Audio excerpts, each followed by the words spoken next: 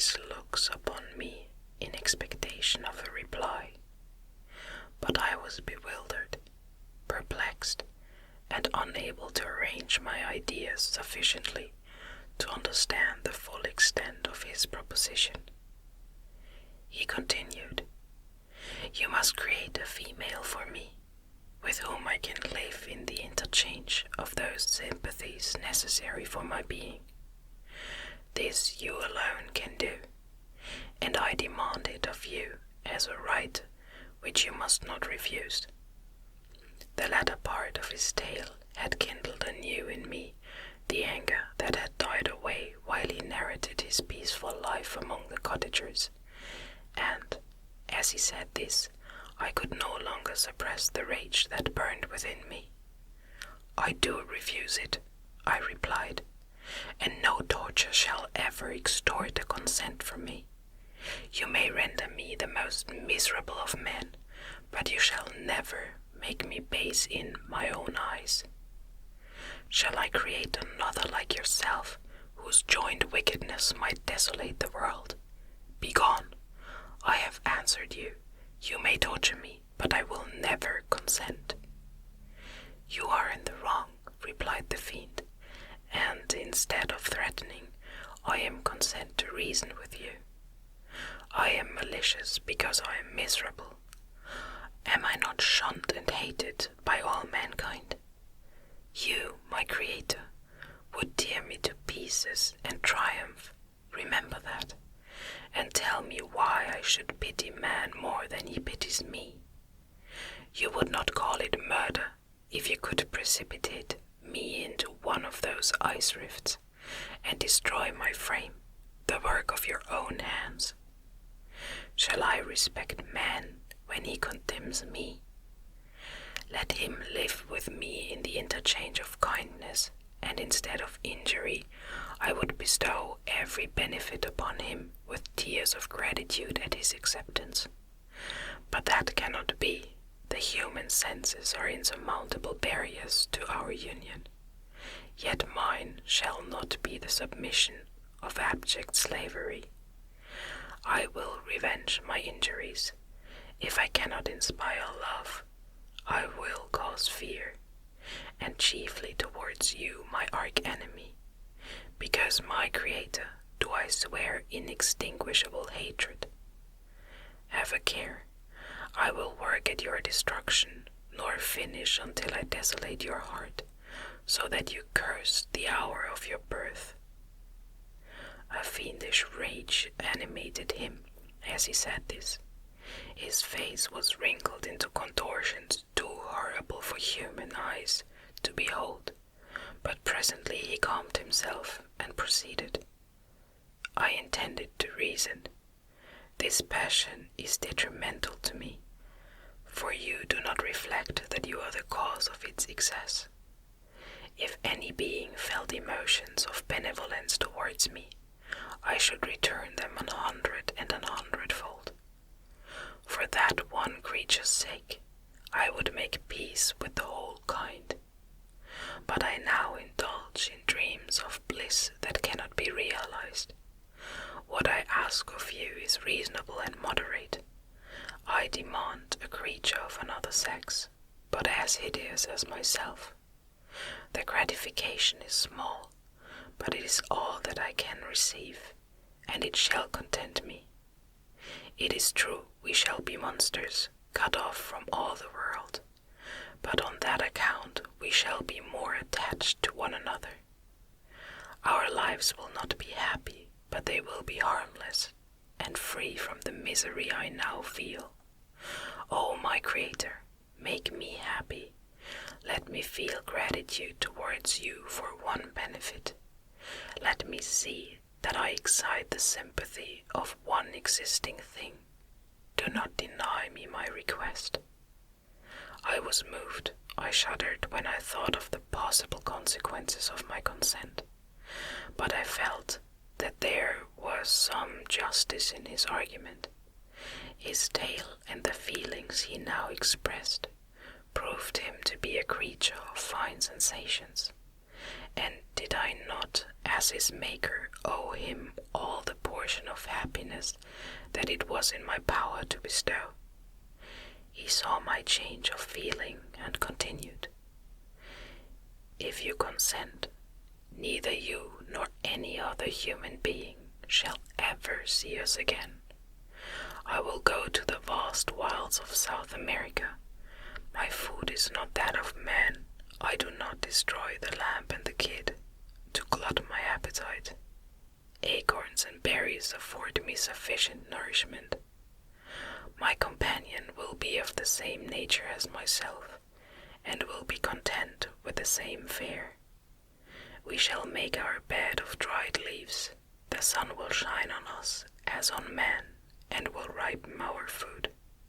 The picture I present to you is peaceful and human, and you must feel that you could deny it only in the wantonness of power and cruelty. Pitiless as you have been towards me, I now see compassion in your eyes. Let me seize the favorable moment and persuade you to promise what I so ardently desire." "You propose," replied I, "to fly from the habitations of man, to dwell in those wilds where the beasts of the field will be your only companions. How can you, who long for the love and sympathy of men, persevere in this exile? You will return and again seek their kindness, and you will meet with their detestation. Your evil passions will be renewed, and you will then have a companion to aid you in the task of destruction. This may not be. Cease to argue the point, for I cannot consent." "How inconsistent are your feelings! But a moment ago you were moved by my representations, and why do you again harden yourself to my complaints? I swear to you, by the earth which I inhabit, and by you that made me, that with the companion you bestow, I will quit the neighborhood of man, and dwell, as it may chance, in the most savage of places. My evil passions will have fled, for I shall meet with sympathy. My life will flow quietly away, and in my dying moments I shall not curse my Maker." His words had a strange effect upon me. I compassionated him, and sometimes felt a wish to console him. But when I looked upon him, when I saw the filthy mass that moved and talked, my heart sickened, and my feelings were altered to those of horror and hatred. I tried to stifle these sensations. I thought that, as I could not sympathize with him, I had no right to withhold from him the small portion of happiness which was yet in my power to bestow. "You swear," I said, "to be harmless, but have you not already shown a degree of malice that should reasonably make me distrust you? May not even this be a feint that will increase your triumph by affording a wider scope for your revenge? How is this? I thought I had moved your compassion, and yet you still refuse to bestow on me the only benefit that can soften my heart and render me harmless. If I have no ties and no affections, hatred and vice must be my portion. The love of another will destroy the cause of my crimes, and I shall become a thing of whose existence everyone will be ignorant. My vices are the children of a forced solitude that I abhor, and my virtues will necessarily arise when I live in communion with an equal. I shall feel the affections of a sensitive being and become linked to the chain of existence and events from which I am now excluded." I paused some time to reflect on all he had related, and the various arguments which he had employed. I thought of the promise of virtues which he had displayed on the opening of his existence, and the subsequent blight of all kindly feeling by the loathing and scorn which his protectors had manifested towards him. His power and threats were not omitted in my calculations. A creature who could exist in the ice caves of the glaciers, and hide himself from pursuit among the ridges of inaccessible precipices, was a being possessing faculties it would be vain to cope with. After a long pause of reflection, I concluded that the justice due both to him and my fellow creatures demanded of me that I should comply with his request. Turning to him, therefore, I said, "I consent to your demand, on your solemn oath to quit Europe forever, and every other place in the neighborhood of man, as soon as I shall deliver into your hands a female who will accompany you in your exile." "I swear," he cried, "by the sun and by the blue sky of heaven, that if you grant my prayer, while they exist, you shall never behold me again. Depart to your home and commence your labors. I shall watch their progress with unutterable anxiety, and fear not but that when you are ready I shall appear." Saying this, he suddenly quitted me, fearful, perhaps, of any change in my sentiments. I saw him descend the mountain with greater speed than the flight of an eagle, and quickly lost him among the undulations of the sea of ice. His tail had occupied the whole day, and the sun was upon the verge of the horizon when he departed. I knew that I ought to hasten my descent towards the valley, as I should soon be encompassed in darkness, but my heart was heavy and my steps slow.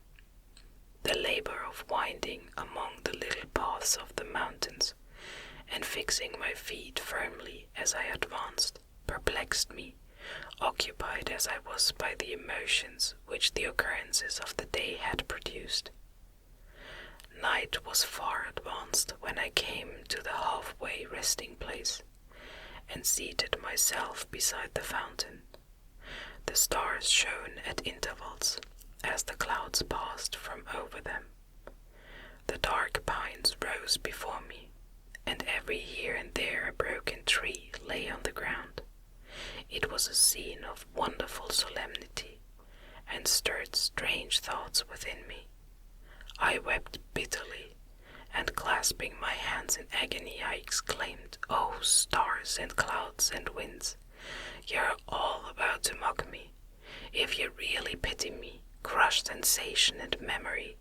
Let me become as naught. But if not, depart, depart and leave me in darkness." These were wild and miserable thoughts, but I cannot describe to you how the eternal twinkling of the stars weighed upon me, and how I listened to every blast of wind as if it were a dull, ugly siroc on its way to consume me. Morning dawned before I arrived at the village of Chamonix, but my presence, so haggard and strange, hardly calmed the fears of my family, who had waited the whole night in anxious expectation of my return. The following day we returned to Geneva. The intention of my father in coming had been to divert my mind, and to restore me to my lost tranquillity. But the medicine had been fatal, and unable to account for the excess of misery I appeared to suffer, he hastened to return home, hoping the quiet and monotony of a domestic life would by degrees alleviate my sufferings from whatsoever cause they might spring.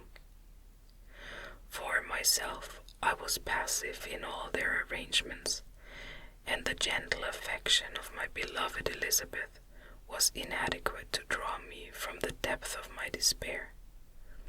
The promise I had made to the demon weighed upon my mind, like Dante's iron cowl on the heads of the hellish hypocrites. All pleasures of earth and sky passed before me like a dream, and that thought only had to me the reality of life. Can you wonder that sometimes a kind of insanity possessed me, or that I saw continually about me a multitude of filthy animals inflicting on me incessant torture, that often extorted screams and bitter groans?